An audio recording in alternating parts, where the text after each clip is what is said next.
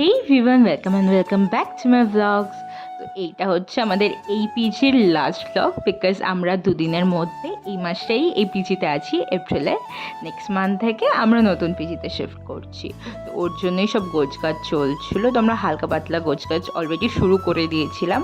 আর এখানে আমি skin care করছিলাম বিকজ মুখটা আমি বকখালির থেকে আসার পর প্রচণ্ড বাজে অবস্থা হয়েছে। তো ফার্স্টলি ক্লিনজিং করে নিয়েছিলাম, তারপর একটু মুলতানি মিট্টি মুখে মেখেছিলাম আর মেঘাকেও মাখিয়ে দিয়েছিলাম।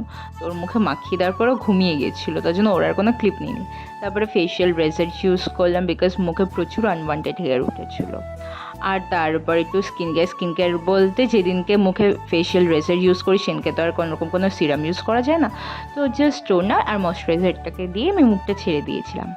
আর হাতে একটু ট্যান করেছিলাম বিকজ প্রচণ্ড বাজেভাবে ট্যান পড়েছিল। তো তারপর স্নান করতে চলে গেছিলাম। আর এই যে আমি স্নান করে চলে এসেছি, আমি রেডি হয়েছি, কোথায় যাচ্ছি আগে সেটা বলি।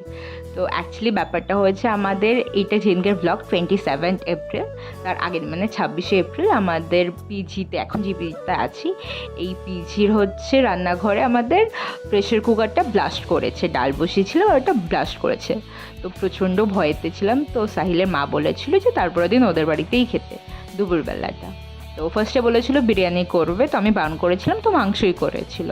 যাই হোক, তারপরে এরা উল্টাপাল্টা কাজ করছিল। আমি বললাম আমাকে একটা ছবি তুলে দে। সেই ভয়তে রাহুল আবার জানলার ভিতরে ঢুকে গেছে। আমাকে বলছে আমাকে খুঁজে বের করতে পারলে আমি ছবি তুলে দেবো। তারপর ওকে খুঁজে বের করে দিয়েছে। আর অবভিয়াসলি ওকে ছবি তুলে দিতে হবে, তাই ও বললো আমাকে দুটো ছবি তুলে দেবে। তো ও আমাকে দুটো ছবি বলবে, আমি থোড়ি দুটো ছবি তুলবো, হাজার হাজার ছবি তুলেছি, কিন্তু বলেছি দুটো ছবিই তুলবো। আর এখানে এদের বড় লোকই চাল দেখো, কোল্ড ড্রিঙ্কস খাচ্ছে চিয়ার্স করে।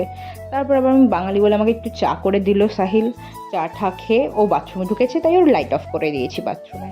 তারপর আন্টিকে টাটা বলে আমরা সবাই মিলে গেছিলাম সাকরাইল ঘাটে। বললাম আজকে যেতে হবে না, তারপরে এদের যেতে হবে। আর আজকে হাওয়াও ছিল না, মর এবার বোঝ ঠেলা। তারপরে অনেক কষ্ট করে আধা ঘন্টা বসেছিলাম। তারপর আবার সাহিলের বাবা ফোন করে বললো বাড়ি আসার জন্য, তাই আমরাও বাড়ির দিকে রওনা দিয়েছিলাম। আর বাড়িতে এসে গ্লুকন ডি খেয়েছি, খেয়ে দিয়ে ঘুমিয়ে পড়েছি। আচ্ছা না, তার আগে আবার এই যে মুখে যেসব লিপাপত্তি করেছি এগুলো তুলেছিলাম। তো চলো, বাই।